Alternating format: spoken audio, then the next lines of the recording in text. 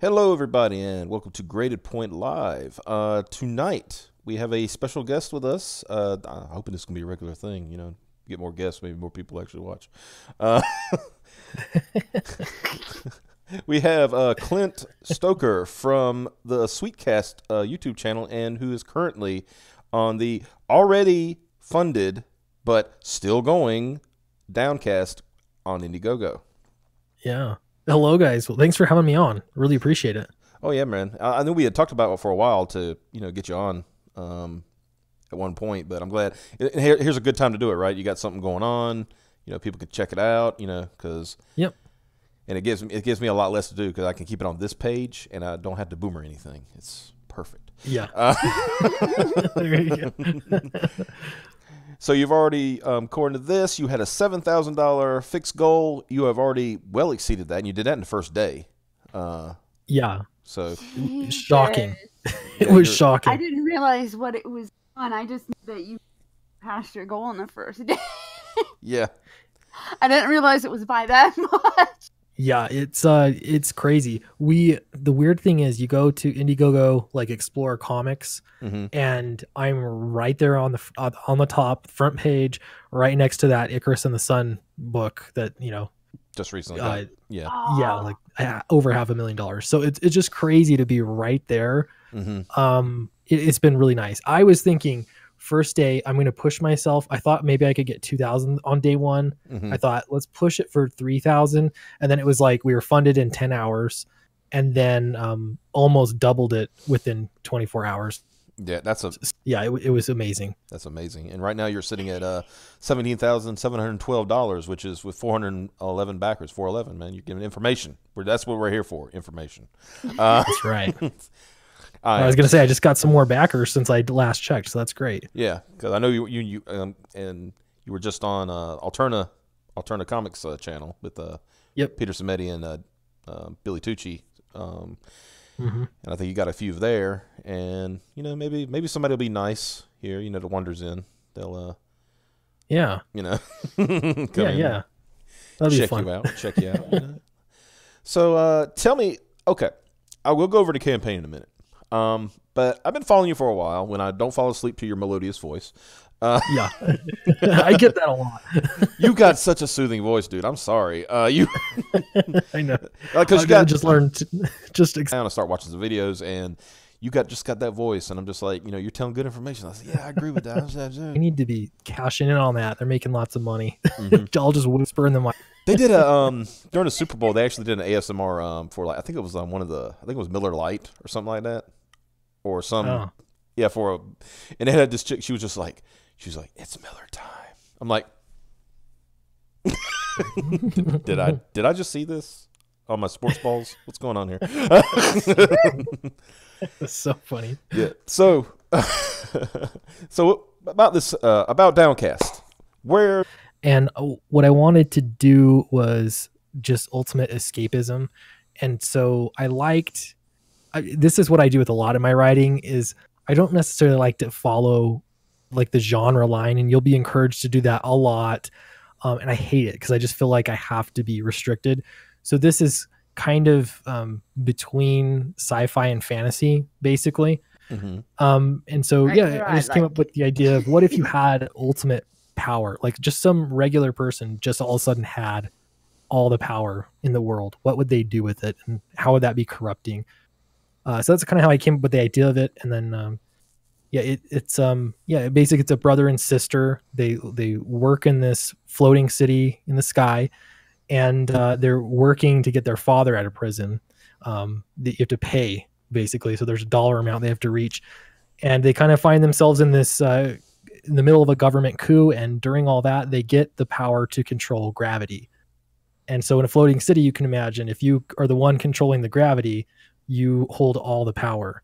So it's just kind of exploring how that could be corrupting, and then lots of really fun and cool action scenes you can do with shifting gravity and things like that.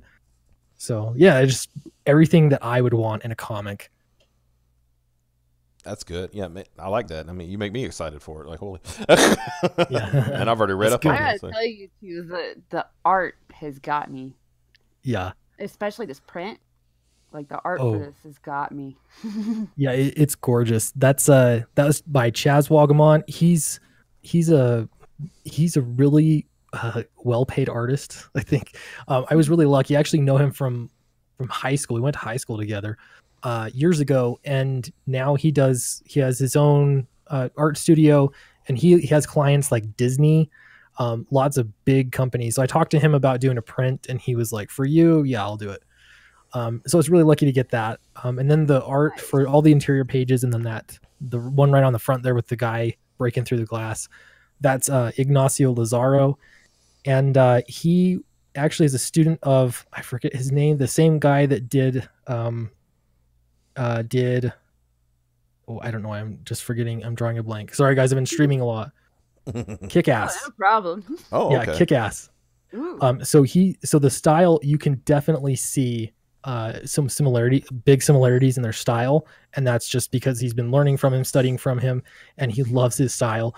So it's really cool to see that, but it's so action packed. The style is kind of, even with the colors, we talked about making it kind of look retro. It's kind of like the original Star Wars movies with the film grain. We wanted it to be, it technically is a retro futuristic story. So that's what we wanted to go with, the retro, and we got the futuristic stuff too. So yeah, I can see that. Yeah. Looking at the, especially looking at the Pages art, it's kind of, I hate to use the term muted colors, but it's kind of the best way I can say it. You're right. Yeah. It's pretty desaturated and textury. Yeah. Reminds me of the old, like when you bought Marvel Comics and newsprint and things like that. There was, not as bright as they are today. But I've always said, it's not necessary. Just give me good art, give me good colors. I can figure out the rest. Yeah. So yeah, looking. This is like I said, the covers look great, by the way. Oh yeah, thanks. And the other one is, the other artist I got to mention too is Matthew Weldon. He did the variant cover B. So it's Matthew Weldon did the line art, and he's on Punchline. He does a lot actually, but Punchline's what I think he's best known for. And then the colors are done by Derek Dow, and he's a fantastic colorist. He has a very unique style. Yeah. And it's something because like you're looking at the two covers, you can see the difference in art style, but you can also see like the same, like we were talking about, like that more muted, realistic. I could say realistic look would be the best term for it. Yeah, there's kind of like a grittiness to it. Yeah. It feels. Yeah, exactly. And see, I like that. Just talking to you, you could tell you are really excited for this. I can tell just from talking to you. You were just like, you're just like getting into it, like bam, bam. Here's this, here's that. Like. Yeah, I put a lot of thought into this, and I had a very specific kind of art style that I was looking for. And it was also, I wanted the right kind of vibe from it, and I wanted an artist that was a professional, because I wanted to do this right. Ignacio, he's a professional in Argentina, and he works on a series down there called Manta that has been doing pretty well. So it's just great. He's been a really, really professional guy and really unique and cool art style. Yeah. Yeah, because I'm just going through the pages now. I mean, gosh, the water looks like water. Hey, a big surprise. That's what I want. I want water that looks like water. I don't need, a bunch of crazy inking and stuff like that. Not that there's anything wrong with, those kind of books. It's just, this is. Yeah, and the colors are a big part of his style. So he's doing the line art and the colors for all the interior pages. So that's a lot of work. But it's a big.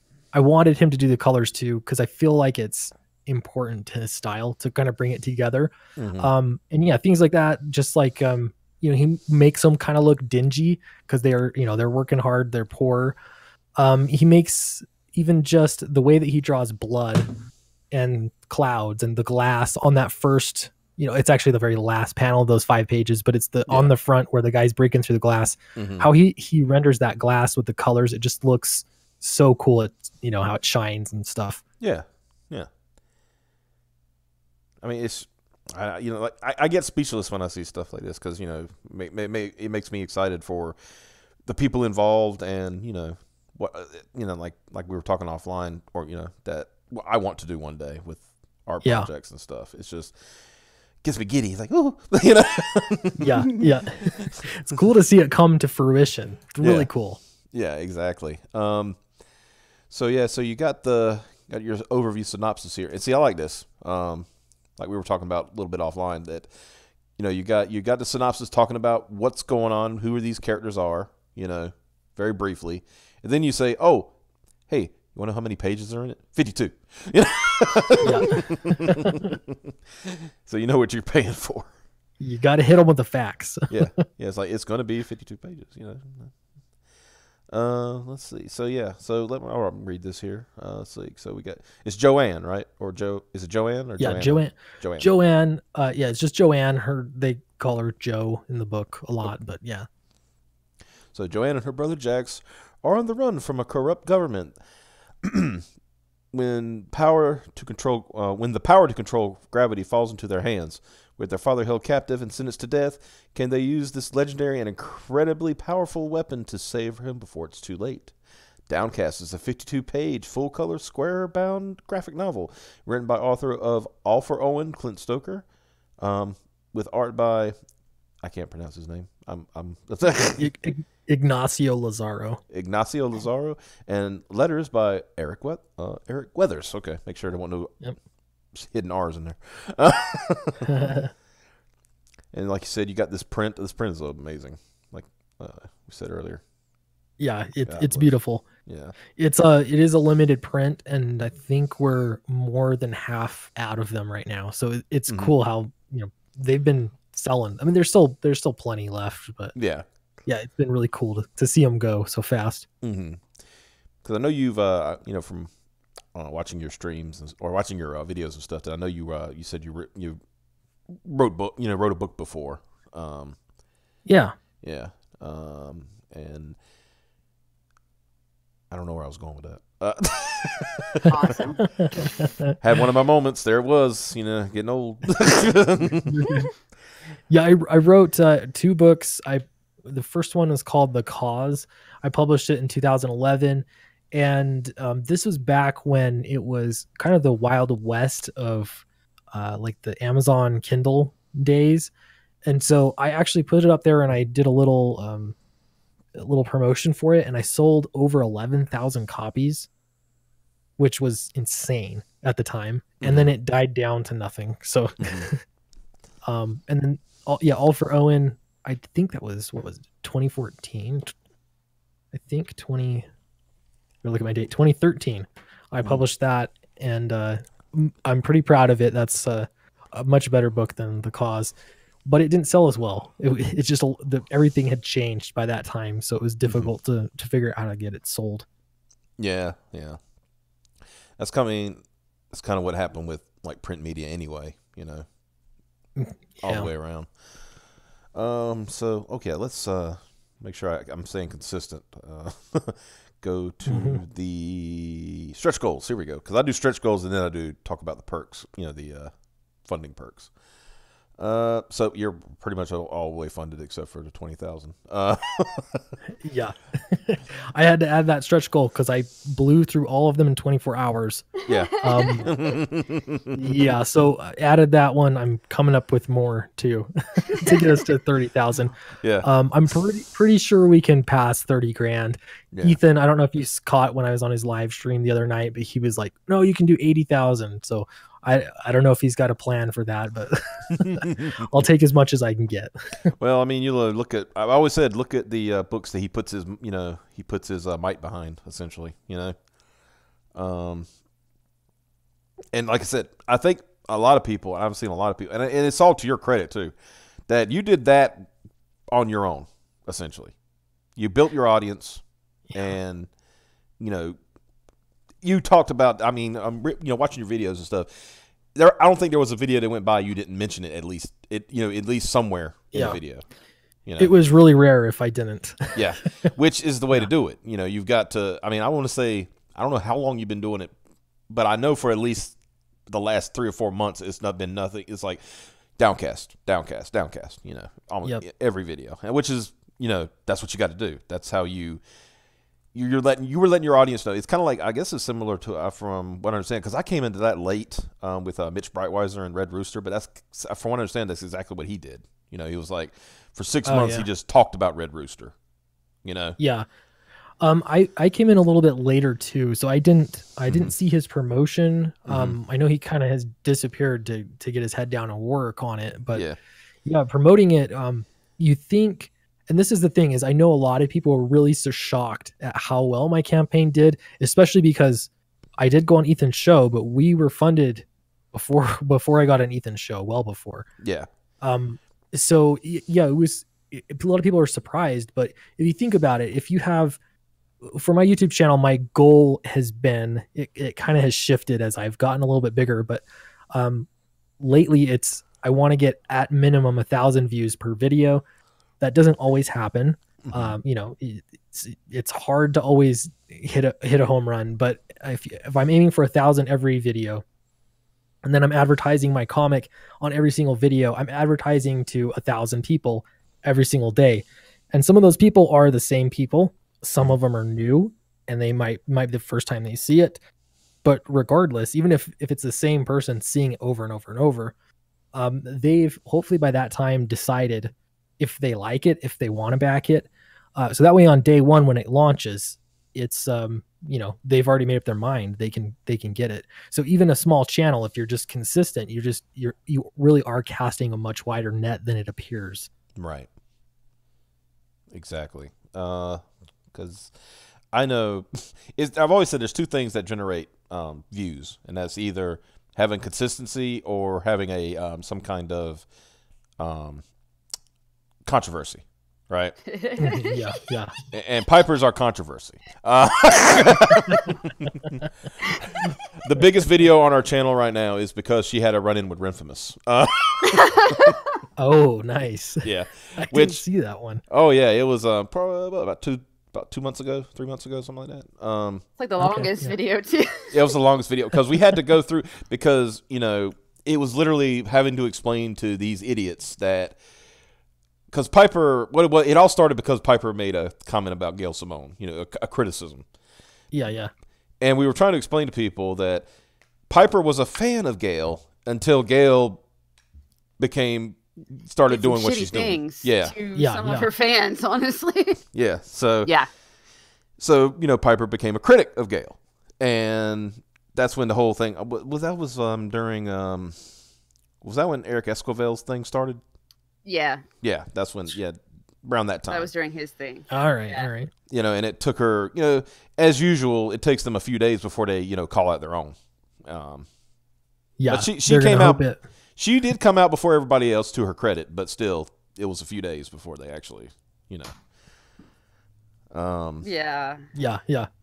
And Piper made a comment about it, and then Piper said something, and she said, "I'm going off of what I saw on Twitter," you know, and then people called her, you know, "Oh, you're a liar," and this, that, and then Renfamous got involved because, you know, she does, you know, anything to get, you know, her attention, you know. Yeah, they went from saying I didn't see that stuff on Twitter, which I proved that, you know, I did, to them all the same people going, "Well, everybody's seen that. Now, where's your proof that such and such actually happened?" And I'm like, I never said such and such actually happened. Yeah. I commented on what I was seeing on my feed. It's exactly what I said. And what's great about it, what I loved, I think Renfamous is. Go ahead. This is crazy, and she's outright. She just lies outright to try and make you feel bad. It's just, you know, gaslighting, and but it gets her mob of crazy people all over you. So it's way to survive, including it, Tim Doyle. Yeah, Tim Doyle too. Oh, gosh. And some other pros. He piled in on you too, huh? Yep. And then later, he never heard me and blah blah blah, and so I never did check to see if he deleted all of this big crap he sent me. He blocked me when I made a video about him being an NPC. He blocked me after I told somebody else about what he was doing in my mentions during Ren's thing with me, and he was like, "I've never heard of her before." It was like, "Oh, well, here's the receipts, dude," and he blocked her. And then he blocked me. I gotta see if he's blocked me. I'm gonna check that out real quick. Yeah, but the funny thing was, like, of course, what I love about this is that was about, what, 2.5 hour stream? Yeah. And it was just us going over information, just like, this is what actually happened, this is that, blah, blah, blah. This is what I... Oh, yeah, she took stuff out of context, too. So I said, here's the rest of what I said. Yep. And I even gave them an out, Clint. I gave them an out. I found one tweet that I found questionable from Piper. And I was like, now, if I was looking at this tweet in a vacuum, I would say that, that basically is like, it looks like you're making an accusation without proof. And then... Yeah. And she used that to clarify. Not one time did anybody mention the one tweet that I would say could be taken out of context. Nobody. And what it became is, because the best part about this, Clint, is that I think what I loved about it is that I made Renfamous waste 3 hours of her day. Yeah. To watch this stream. Because she watched it, because she was commenting on it on Twitter the whole time. Right? Did she really? Oh yeah. She remember somebody said, dude, she was live tweeting it. What are you talking about? I was like, that Chrissy chick said that she only watched like 2 minutes of it and then said what she said or something. That's bullshit. See, I know Chrissy blocked me a long time ago. I know exactly what you're talking about. Yeah. No, she's Oh God, that girl, that Chrissy person infuriates me. So I mean, it's so many times I'm gonna just like, no, I'm not doing it. Not going to give them the satisfaction. But it was toward the beginning of me getting into Twitter, and I thought I could reason with people. No, it was a bad idea. What were you thinking? I actually thought I could reason with Chrissy over Ren because Chrissy was actually making some what sounded like good point. Yeah. And so the conversation ended up in circles. She was just being like, even when we agreed on stuff, she insisted on disagreeing on stuff that we agreed on. Like, it was stupid. It's a classic tactic. I've seen it a lot. What they'll do is they'll try to nail you down on something, and then you'll say, well, I actually agree with that. Right. And then, then they say, well, if you agree with that, then obviously you must, agree with this. Like, no, I don't agree with that because nuance. Who thunk it, right? Who thunk of nuance, right? That's how they program NPCs. Like, if this, then that, right? That's how coding works. This, that. Yeah. I don't know. It doesn't work for the rest of us. Yeah, exactly. Because it's like when I somebody like and like I said, I'm not going to get political, but it's like saying like, do you agree with a woman's right to choose? Yeah. Well, that means you agree with abortion. No. Yeah. It's like that's too, I mean, that to me, that's apples and oranges. That's like a woman can do what they please because I believe in freedom. Right. And things like that. But I don't agree with abortion. It's like, it's like, because it's called nuance. I know it's a rare thing in your sphere. But it does exist, like, right. So yeah, they do that kind of stuff far too often. But the whole, like I said, the funniest thing was like I know that we wasted Gren's time, at least 3 hours, because she said that we spent 3 hours talking about her looks. Yeah. When all it was, and I could point it almost to the minute, where all it was that she somebody in the chat, which I pay attention to chat and read it a lot. Somebody said that it looks like that Ren's eyebrows are going to crawl off her face because they look like caterpillars. And then they made a comment about that her husband must have a caterpillar fetish, right? I read that, said it was funny, and then moved on. Yeah.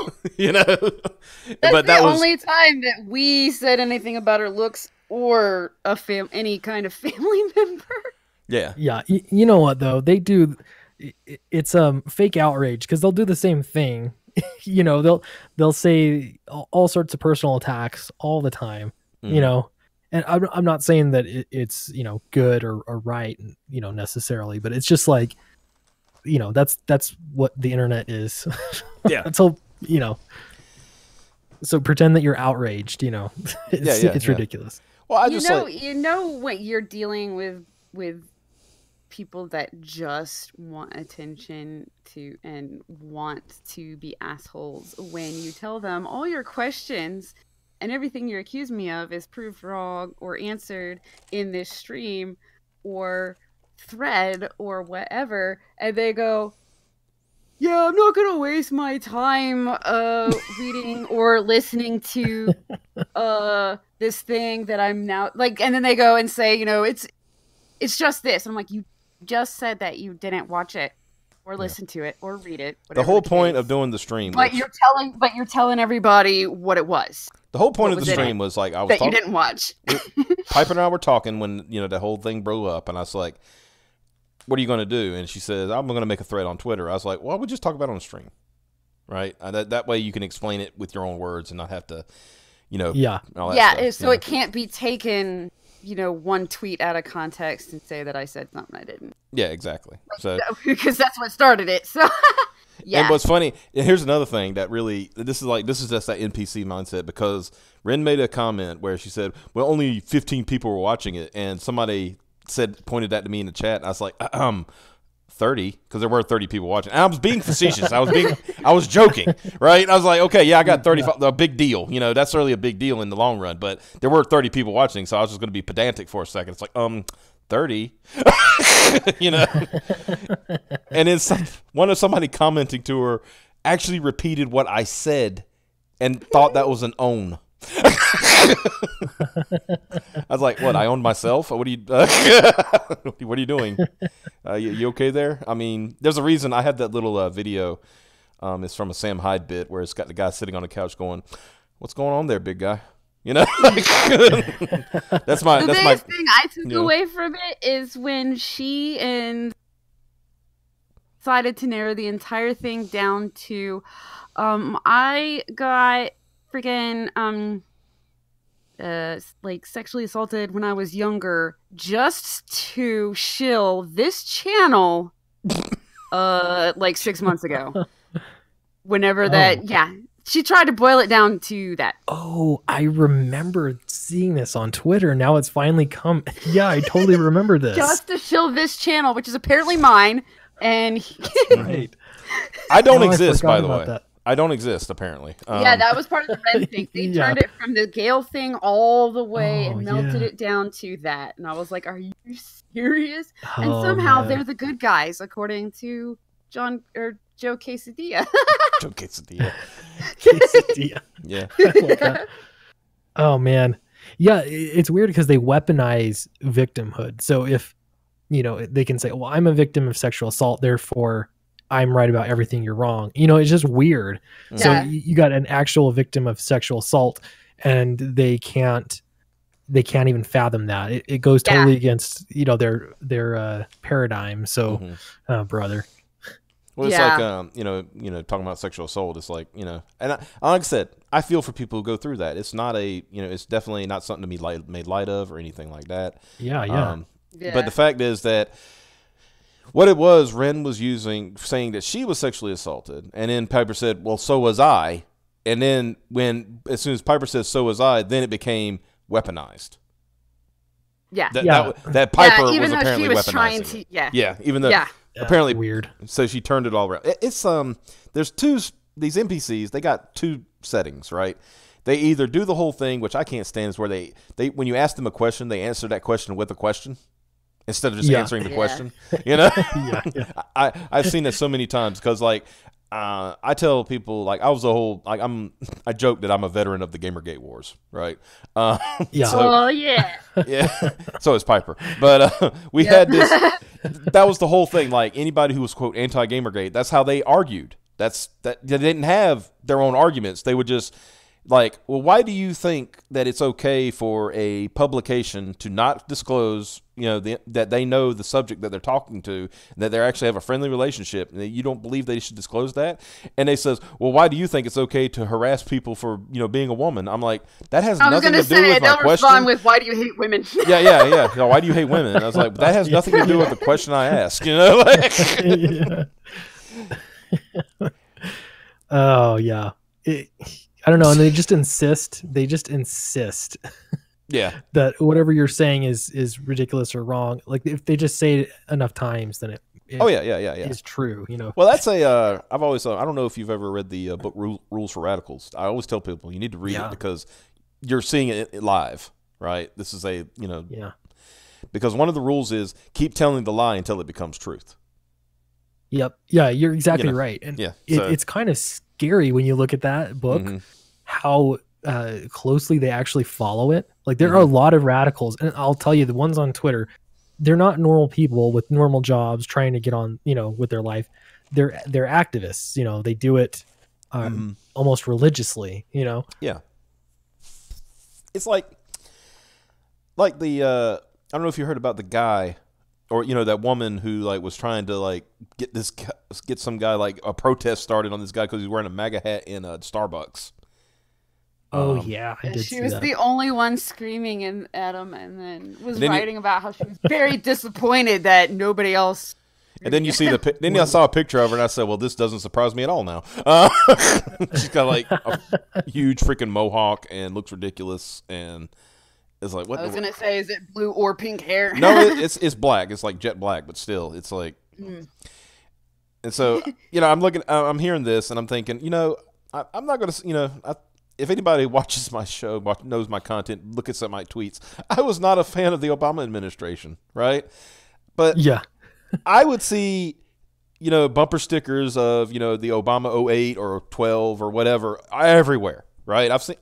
I'm not going to go and like start ripping off bumper stickers and like kicking in, stuff and nothing like that. It's stupid. It's never occurred to me to do anything, say mean things to somebody who voted different from how I would like people to have voted. It's never occurred to me before. Yeah, that's always the normal. It's just been thing. like, oh well, that's their politics. They're different. They're different from mine. Whatever. Yeah. Move on with my life. Like. Yep. Yeah, and then Trump happens, and everyone loses their minds. Yeah. They make it unacceptable now. You either agree or you must be punished. Yeah. Destroyed even. According to Yellow Lantern, she got fired from her job for screaming at the MAGA hat guy. So, and I'm not for people like losing their jobs over politics, but when you act like a dick, it was taken way too far. Yeah, if they can trace somebody's behavior though back to their job and it starts reflecting poorly on their company, which is what happened to her.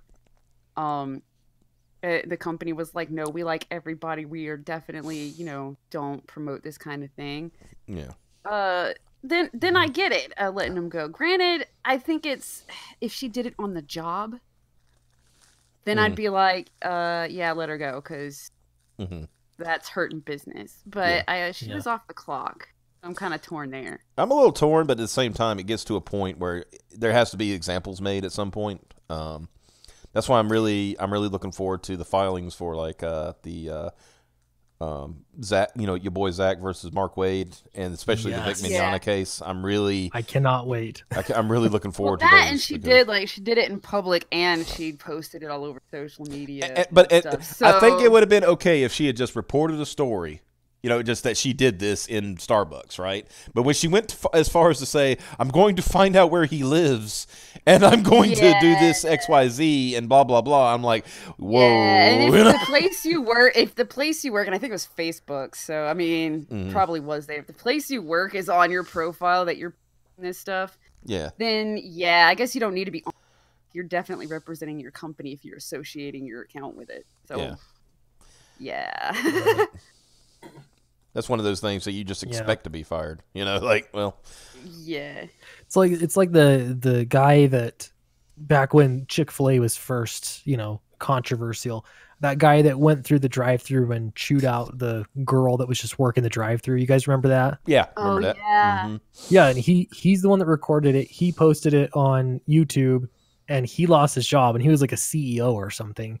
And it made it. He brought that upon himself. He's the one that was publicizing himself being a terrible person. Yep. And I know, like, it affected him years after the fact too. He would, no one wanted to hire somebody that treats a human being like that and makes it so public. Yeah. So because like, now everybody is gonna know. Wow, such and such company. Like he works at such and such company. Wow, what shitty people they must be. Like, yeah. I mean, we hate to do guilt by association, but when you make somebody the head of your company, that does that kind of stuff, it's like, you gotta have had to have a big think on that one, like so. Right. What was it? it's funny you mentioned it because I remember because that's when that whole started. We were actually talking about that the other night. Where because Gail Simone doesn't want chicken for some reason. Be a first, I guess. Yep. She was single-handedly put Chick-fil-A out of business by boycotting them by herself. Well, if anybody could, never mind. I'm not going to go there. No, sorry. That was just my favorite joke that came out of that. But that was like the first example I've ever seen of this was like before her, but the whole Chick-fil-A thing where they were attempting a boycott and it became the biggest boycott that I've ever seen. Yeah. Like people, it was literally like everybody was saying, okay, on Wednesday, we're all going to Chick-fil-A. And yeah, they all went to Chick-fil-A. Like, like they had, I'm sure that was like, how, I mean, if you ever worked retail, like retail's like, Black Friday is the day, that's the day you get into the black as a company, right? Yeah.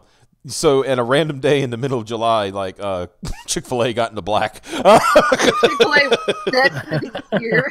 Yeah, because see that's another thing. Like Chick-fil-A, the higher up, the owners of the company, they have their beliefs, and stuff like that, and they donate to charities that people would disagree with. They do not discriminate against for employment. I know this because I've known plenty of people who are, gay or lesbian or whatever, that have worked at Chick-fil-A because I used to work in a mall that had Chick-fil-A, and I knew then people who worked there, they were gay, And so guess what they still got? Yeah. Full benefits. Guess what they still got?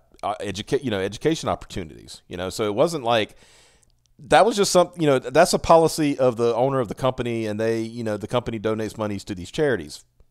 That does not mean that they're breaking the law, and discriminating and stuff like that.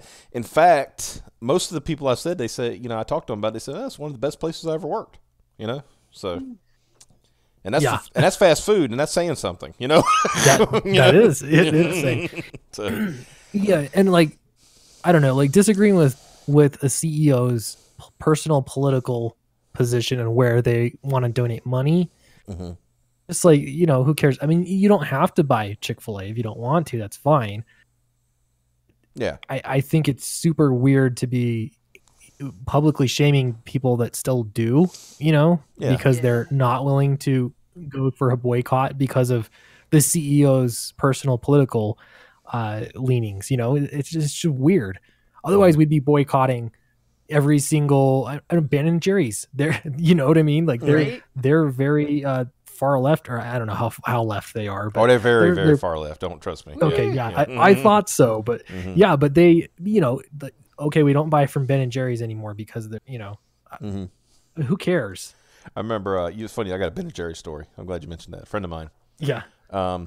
He was going to go get some ice cream. He said, I just wanted some ice cream. He goes to the store. And he was like, look at some Ben and Jerry's. And it's like, they come in those little, was it pint containers or whatever. Yeah. And he was like, $7 for Ben and Jerry's? F that, right? And he goes get some Haagen-Dazs of the same flavor. And it's like $4. He's like, I'll just get some Haagen-Dazs. Haagen-Dazs is good, man. Yeah. Good ice cream, yeah. Let's see. Yellow Lantern says Chick-fil-A bad according to Apple, but they'll do business with Iran and Saudi Arabia. Well, I mean, there you go. It's a yeah. The double standard. Oh man. Mm-hmm. Yeah. Yeah. You got Iran, Saudi Arabia, and China, especially China. That's the big one. It's amazing what companies that are American based will give up to be able to get that China money. Mm-hmm.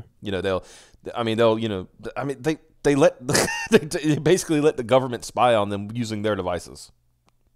It's it's amazing what they do. True. Yeah. But yeah, their political priorities are really messed up. Yeah. $7 in Canada. That's I guess is that Haagen-Dazs or Ben and Jerry's? That's the question. But let's see. Oh, let's go over to perks. We can get back to this comic stuff. Got too much into culture war and talking about chicken. It's all good. So your featured perk, $35 for a print bundle. So that would be a signed copy of A, B, and the limited print. Yeah, basically this is the works. It's been a popular one because you You get It's one a of great each deal. color. Yeah, it's everything that's featured right there. The perks that cost more have just more of things, or really specialty things. But this is really all of the premier art that comes with it. Yeah. So yeah, it's been a popular one. And you got 68 out of 200 claims, so still plenty left of this one. That's a good bundle. Yep. Yeah, and I do have that print included on another tier that's sold out, and then there's a $50 tier where some people like to get extra copies, especially if they're going overseas. Yeah. Because it saves them on shipping. And so there's one that is $50, and you get two of each cover, and then the print. But yeah, those are the only ways left to get that print. Right. And you got $10 for the digital. That's a good price for digital. Yeah, that's a good price. Need that print on a hoodie. Oh gosh, we got this thing. I gotta explain this. Our first, we're gonna need that on a shirt, or preferably a hoodie. our first ever guest, as far as indie comics, was Crystal McGee, right? Oh yeah. And I don't know if you ever talked to her, but she's a great girl. Oh yeah, Crystal's great. And one of the first things we noticed when we were going over her campaign is that one of her stretch goals was a hoodie, and we were like, hoodies. Like everybody in the everybody in the that was here. I think it was me and Piper, and I think Xavier was here, and we were all like hoodies because I love a hoodie. I mean, come on. Yeah. Nice comfy hoodie. Hell yeah. And so we were like, we got to get this thing funded. It's like we got to push. Come on, we got to get this thing. We were like kept pushing to do it. I think that was like it was like $10,000 or something. For hoodies and stuff. So we just kept pushing it with hoodies, guys. Come on, guys, get the hoodies. We won't even talk about the comic. Like get the hoodies. So that's why maybe that should be one of your stretches. Is like this will include a hoodie. Yeah, I thought about doing T-shirts. It's shipping is the thing. So it would definitely mess shipping up. So it'd have to be its own thing. Yeah, you do. I forgot who did it. Somebody did it like that. It's like once it got to a certain funding goal, then they added another tier, in the perks, where it was for let's say $100. Just throwing a number, thing out there. I'm not saying charge $100, but I'm just saying for $100 you get, a copy of the book and something else and this hoodie, and that way you can include with the shipping. So that way it would be covered. You can't just start giving out hoodies. That would be a little ridiculous.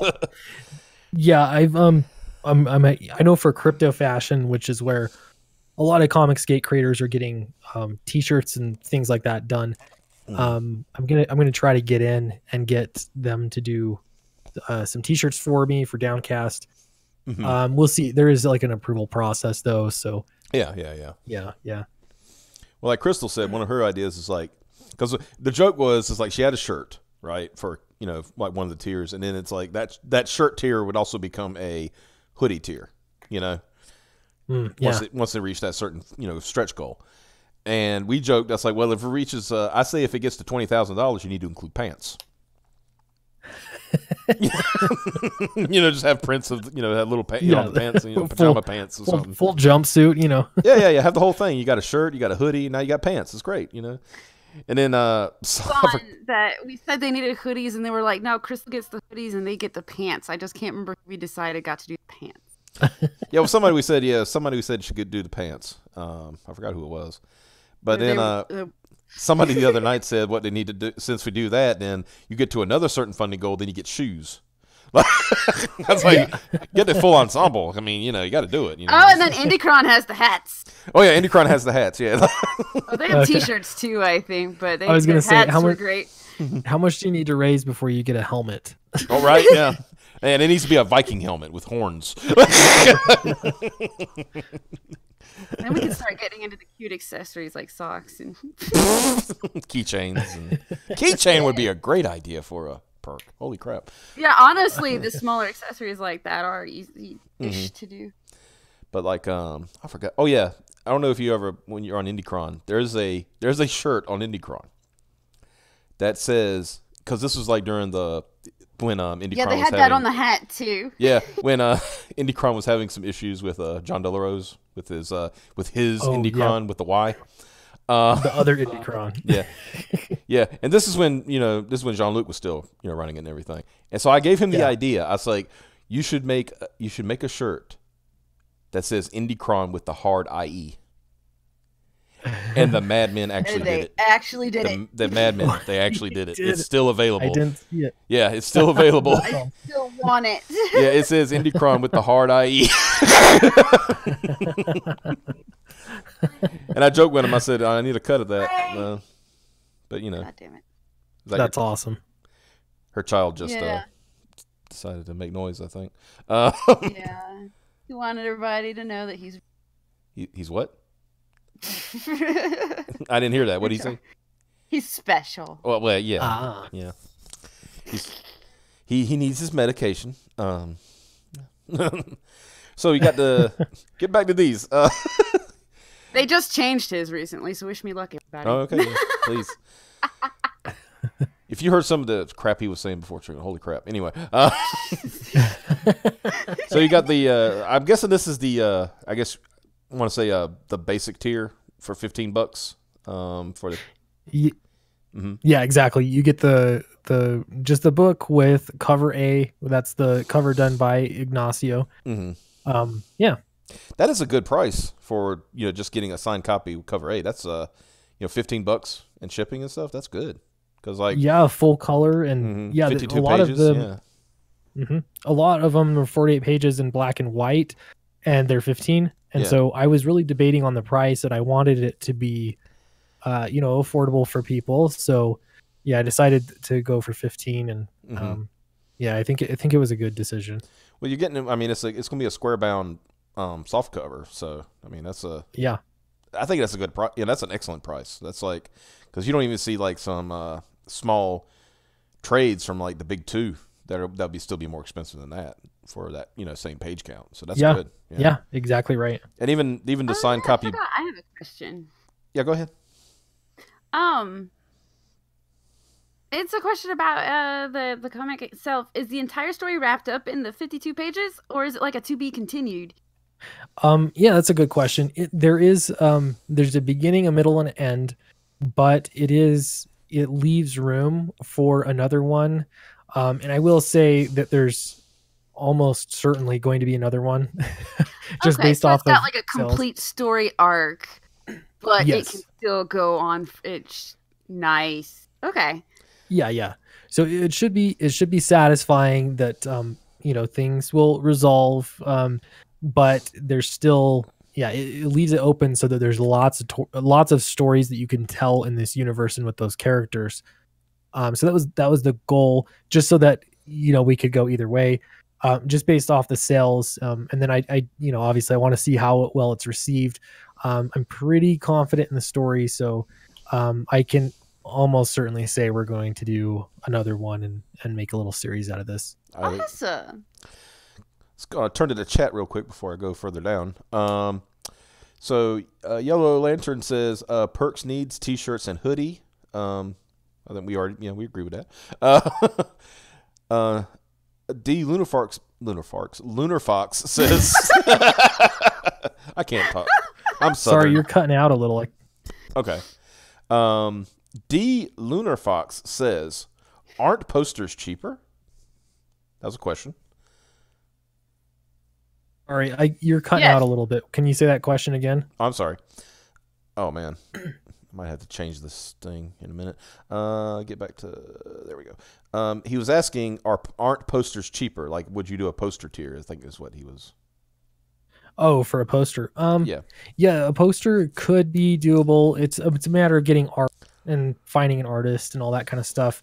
I haven't decided yet. We have right now the tier. Like the next stretch goal is focusing on the book cover. We're upgrading it to the glossy UV spot finish, which is really nice, so that it'll be a quality book. And we're also with that we're upgrading the paper quality. And so when we get to 20,000, then I'll really have to commit to what the next stretch goal is. And so I'm still just weighing some options right now. Right, good idea. Also, D also asked that you should have a Downcast chicken rotisserie set.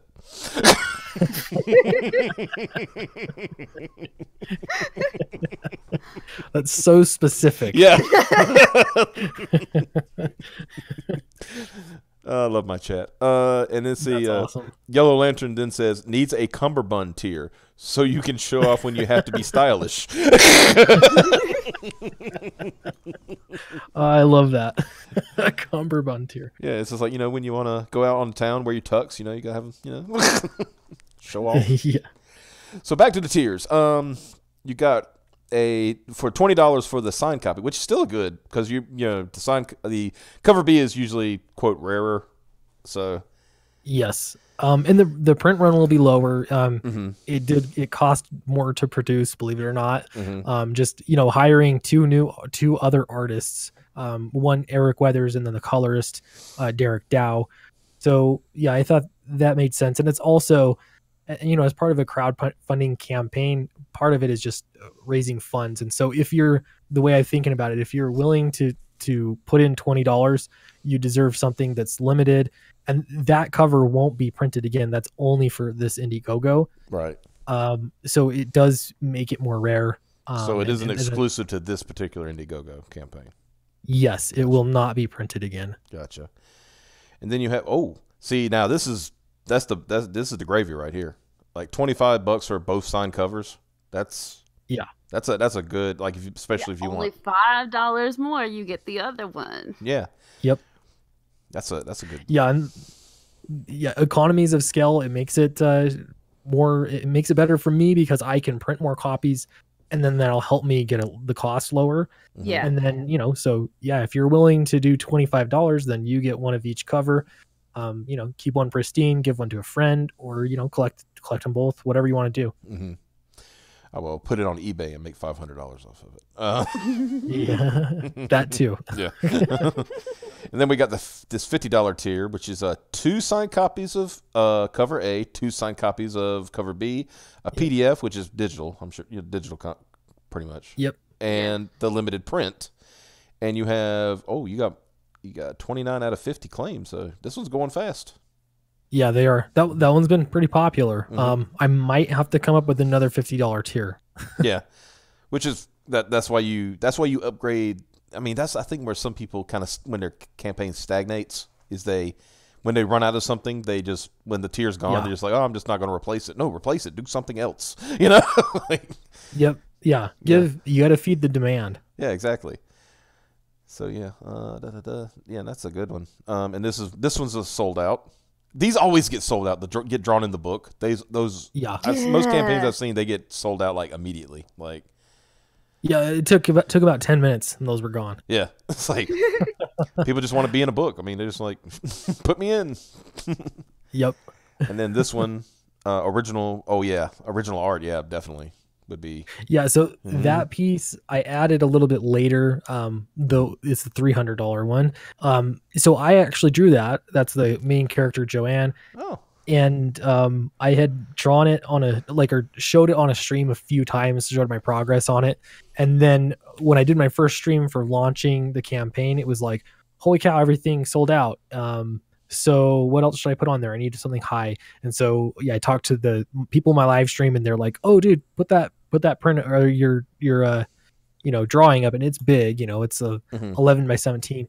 So I put that up and it sold in 5 minutes. That's amazing. It was really awesome. Yeah. That's really good. And then $1,000 for original cover B and signed copy. Let's see, original cover art. And that's Matthew Weldon's original cover. Oh, they get the original. Okay, so they get the inks. Yeah, the inked page. Okay, nice. Yep. Yeah, I'm glad. Yeah, that was picked up pretty quick too. But that tells you got a quality product, and of course, the artist is quality when you put something up for $1,000 and it sells. It sells immediately. So. Yep. Yeah, I was hoping. Well, part of me was hoping if I put it at $1,000, then I could just keep it because I have it. I have it here, and it's so cool to see it in person. So I'm like, I'm going to price this high. But I'm happy. I'm happy to have $1,000 too. Yeah. So, exactly. It's like, money or keep Money or keep. Yeah, and this, I'm like, the goal of this was to get this book done. So yeah, you know, it's going to a good cause. Exactly. So yeah, that's like I said, the sold out. I mean, you know, the sold out tiers are cool, and you know, I don't know, those are like one of a kind. So that would be ones I wouldn't replace. I would just leave those as is. But like you said, your $50 tier, once it's out, I would definitely try to find something.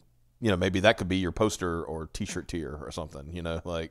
Yeah, I was thinking about that. I could add another print or a poster or something, just to fill it out a little. So there's a $50 tier and maybe even a $35 tier when that one runs out. There are more in the $35 tier. So, you know, we'll see how long that. So you made a little more money since we've been on. You're at $17,759 now. Ooh, nice. Yeah, so you got two more. You got 2 more backers since we started, so that's pretty good. I don't know if it was anybody in this chat because they're all cheap.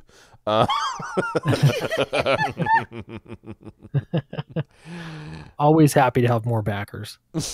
So Yellow Lantern says, "No joke. I shelled out $1,000 to be an NPC in a game. Best $1,000 I ever spent." So, and you just said that our chat's cheap. Well, look at that. I take back everything I said.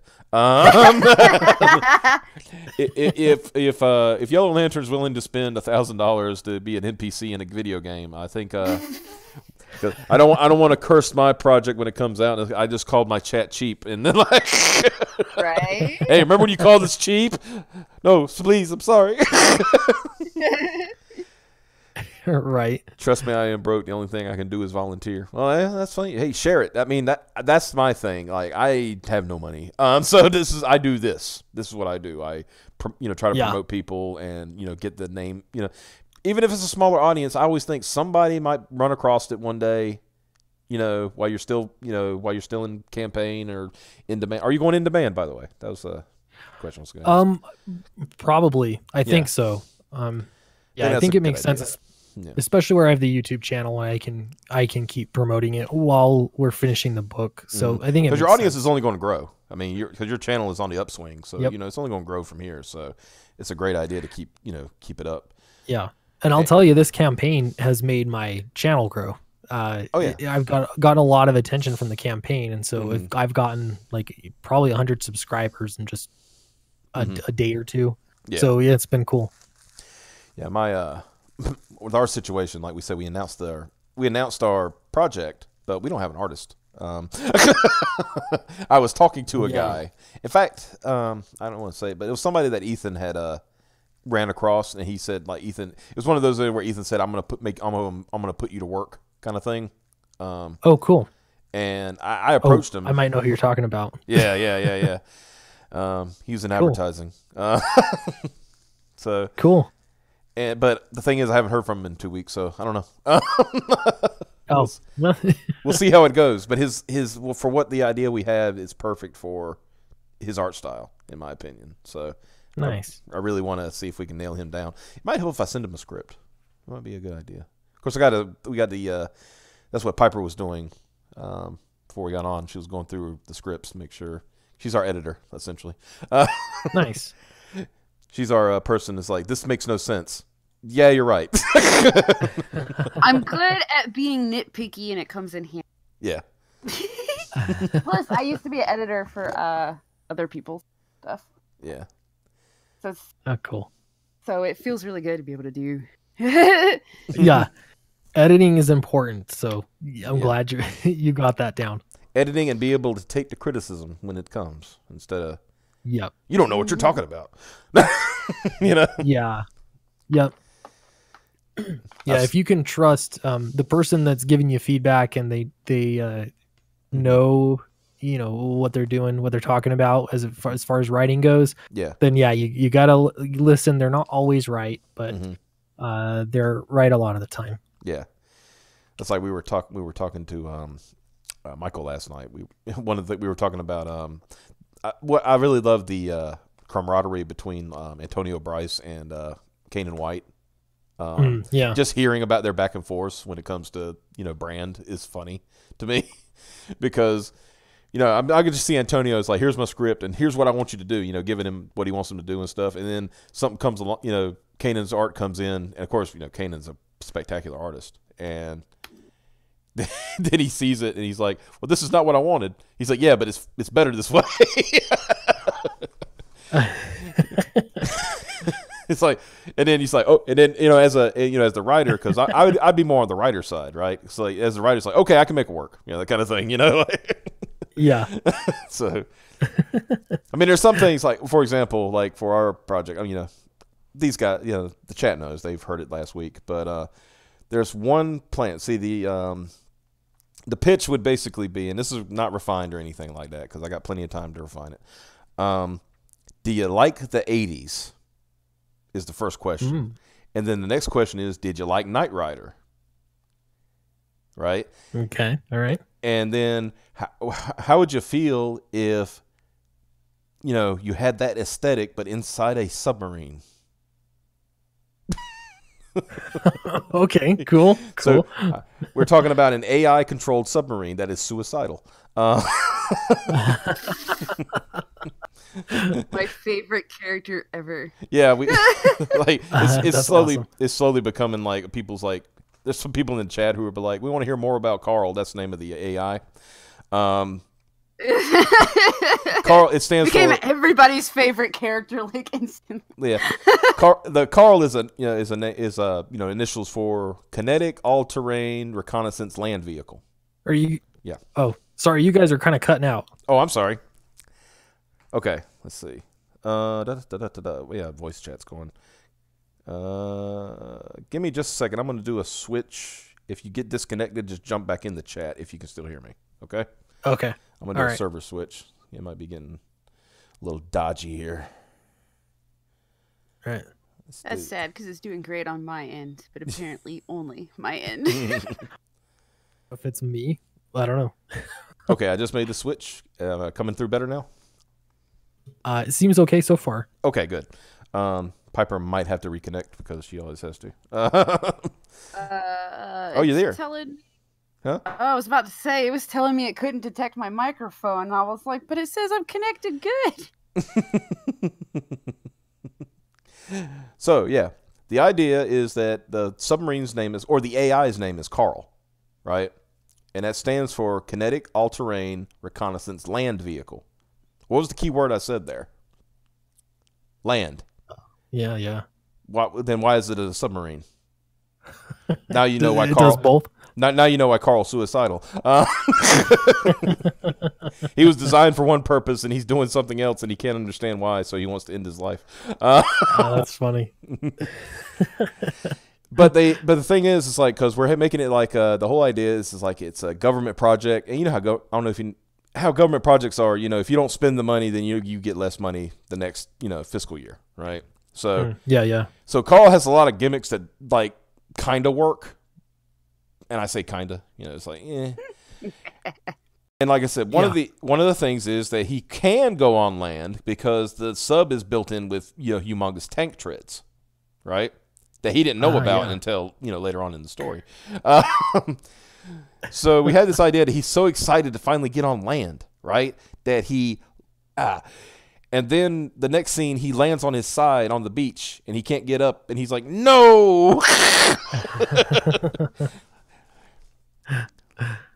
And then of course, nice. And then of course we have the Michael Knight character, the lovable goof is what I'm going to call him. Piper has instructed us that we made him too smart in some places.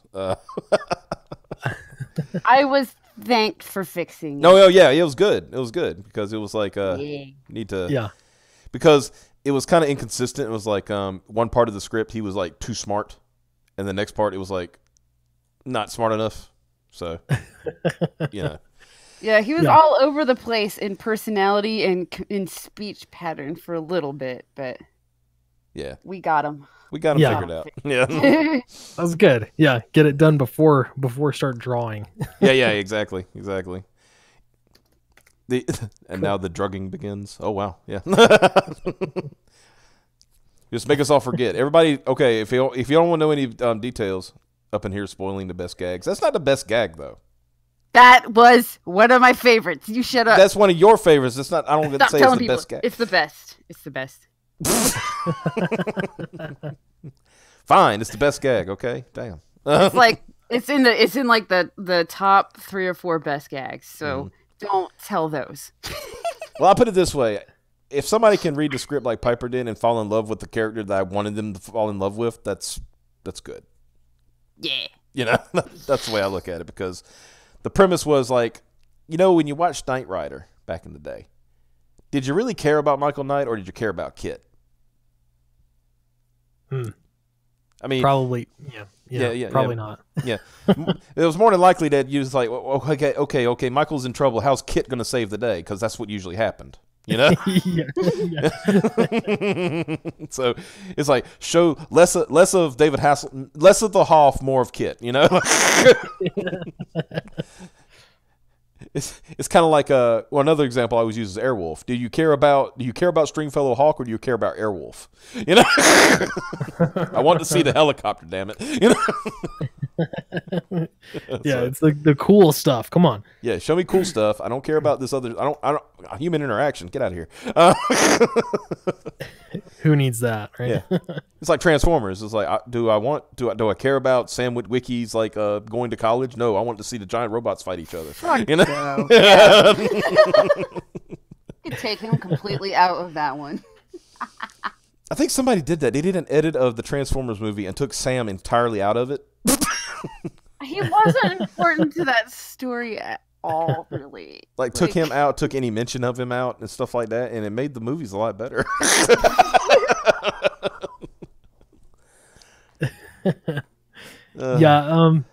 Yeah, Transformers isn't there for the people. No. You want to see the giant robots. You want to see them fight. Like when you watch a Godzilla movie, right? Do you care about like, you know, this guy's going to marry this girl? No. I want to see Godzilla. You know.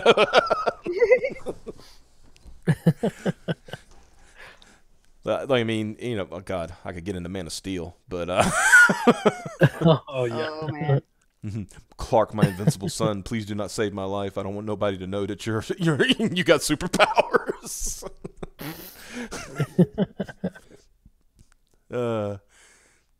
God, when Kevin Costner became a jerk. Right. God knows. So yeah, oh man, we've gone away. How long have we been going? Oh, an hour and 8 minutes. I thought we were going longer than that. It's because we got started late. That's why. Yeah. Let me see. Let's see what we got to chat. Check the chat before you go. Oh, before you want to close out the stream, because it might have something good in here. Yeah. It helps he didn't come with the leader. I was like, look, the only reason he was there is because the Witwickies were the humans in that cartoon. Like, yeah, but nobody cares. My mission is to come up with funny stuff each day. That's a good mission. I'm just going to say it. The not enough Godzilla complaint was an absolute load of bullshit. I'm not talking about like the last movie. I'm talking about I'm just saying as a general rule, you want to see more of the monster, you know?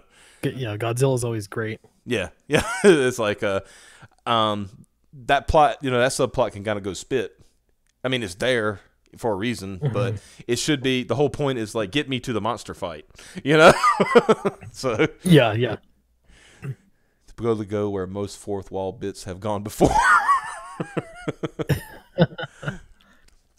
Yeah, I'm gonna say I don't think in my book they're gonna be much like talking to the audience. So unless it's intentional, you know. But anyway, so let's take one more. See if you got any more in the last few minutes.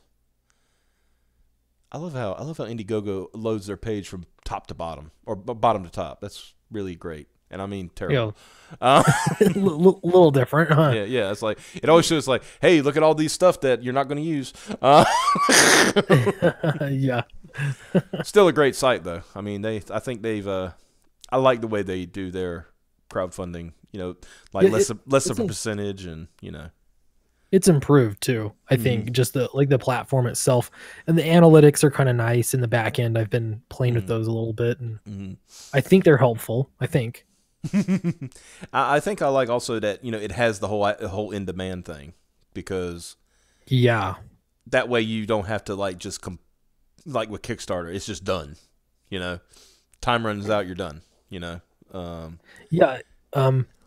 having a big thing is them charging the customer as they as they back it, the credit card's charged. Kickstarter waits until after the campaign is over, then it charges people's credit cards, and that's when they find out when credit cards get rejected or all that kind of stuff. So you might think that you're getting, $20,000, but then a big chunk of that, like 5 to 7%, is just probably not that high. Maybe 5% is the cards don't work, they don't run right. So I do like that it's just a transaction. It's done, and you move on. It's right off the bat. You ain't got to wait for it, kind of thing. Yeah. And I know because just from hearing about other campaigns, it's like you won't see the money until the end, right? Until you're actually. I shouldn't say you won't see the money, but when the campaign's done, it's like you can't make draws on it until it's actually finished. Is what I'm. Yep. Exactly. Yeah. Because I know Ethan said with Cyberfrog, like all that money was in the bank, and he's basically using it to pay Kyle. Kyle Ritter. Yeah, you got to be careful because figuring out taxes, especially for someone that size, you got to be able to figure out your costs first. Because you only pay taxes on your profit. So I'm going to do the same thing. I'll get the money and just sit on it, pay the artist, pay the letterer, and then pay for printing and shipping. And then whatever's left over, then we can work with that. Well, first you're paying taxes, then you can work with it. Yeah. Because I do know that Indy will send you a 1099, which is better than some places do, for honesty. Yeah. I'm not going to get into taxes again, guys. I'm sorry. Last night with Michael, I got into taxes because I used to prepare taxes for like 4 years for a company, so I know a little something about taxes. That's good. My expertise, though, is as we learned in tax school, which is hilarious. Like you got to go through all this thing to get like your what they call your PTIN number, which is like this basically saying you can prepare taxes legally. And all it is like. After you're all done, they the people who you work for, they just tell you follow what's on the screen. So you're telling me I learned all this tax code and stuff for almost nothing? They said, yeah. The tax code stuff is just to people, in case somebody asks you a question about something, so which is fine. I had no problem with that. It was just like went through 6 weeks. Well, 6 weeks of that just to be able to put numbers in a screen. So yeah, that's So I don't do that anymore. It was terrible. But anyway, so like I said, Downcast.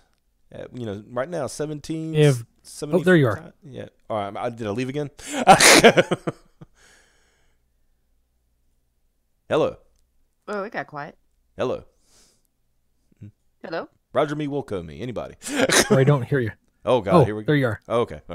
Whoa. Good. Having some delays here. It'll get better once I get offline.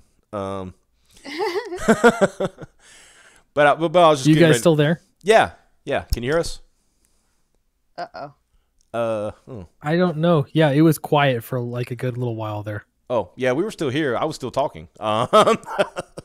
So, hey Piper, type to him that. Weird. Type to him. Let him know we're still here. I'll just tell him I'm closing out the stream.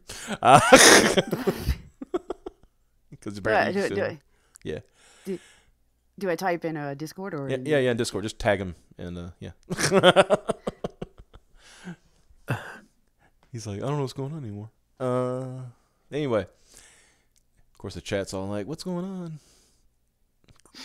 We're not. Trust me, we're not kidnapping Clinton or anything.